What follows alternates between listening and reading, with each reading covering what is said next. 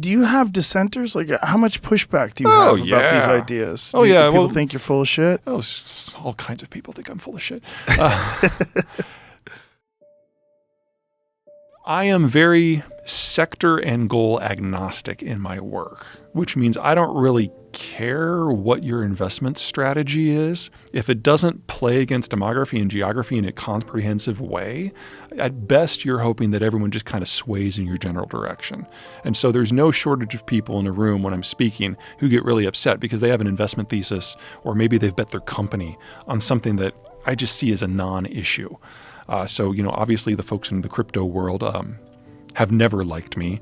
And I dropped a video last night about how EVs are just a disaster that aren't going to be with us very much longer. And I've gotten some interesting communications because of that one. Things like this happen with me with almost every presentation. And last year I gave 179 presentations. What is your perspective on EVs? They're not nearly as good on carbon as people think. Most of the data that exists doesn't take into the fact that most of this stuff is processed in China where it's all coal-driven. It does not take into account the fact that most grids that they run on are also majority fossil fuels. And that extends the break-even time for carbon from 1 year to either 5 or 10 based on what model you're talking on. Cybertruck's far worse than EVs. But the bigger problem is we're just not going to be able to make them much longer. If we really do want to electrify everything, that doesn't just mean EVs, that means the entire system that feeds into the EVs.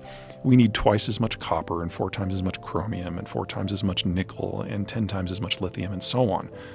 We have never, ever, in any decade in human history, doubled the amount of a mainline material production in 10 years, ever. And we need all of this by 2030? No, it's just not technically possible.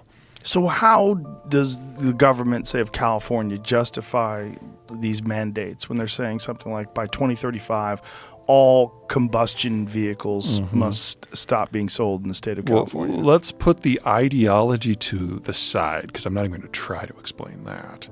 I will give a little bit of defense for California, though, because I do consider myself a green. I just think of myself as a green who can do math, so I don't get invited to any of the parties. California's state legislature gives a lot of authority to their state bureaucracy. So the bureaucracy will set the goalposts, no ICEs by 2035, knowing that the technology doesn't exist, knowing that the supply chains don't exist, but they will set the goalposts. If we get closer to that date, say 2027, and it's apparent that the technology is not proceeding at a pace that will allow that target to be reached, they have the authority already to move the goalposts. And they do this on clean air issues. They do this on toxicity. They've done it on nuclear power. They undoubtedly will end up doing it on EVs. So do you think it's one of those things where there's a bunch of green people who don't do the math? Oh, yeah.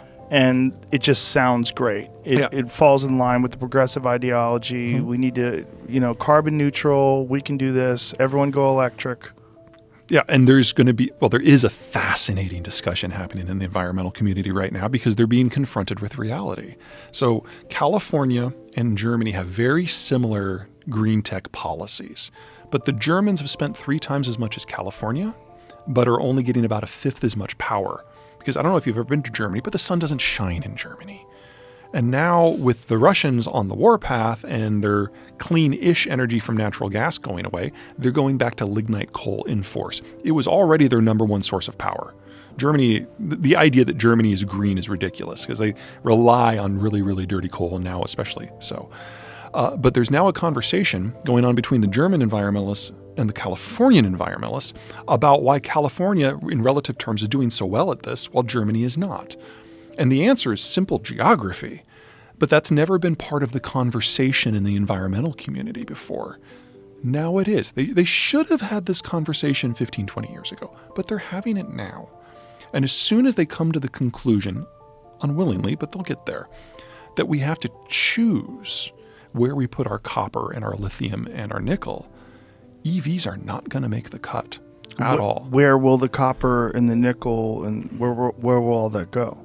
It'll be focused on the green techs that actually work in the geographic areas where it can be applied. So you put solar panels outside of Tucson, you put wind turbines outside of Tulsa.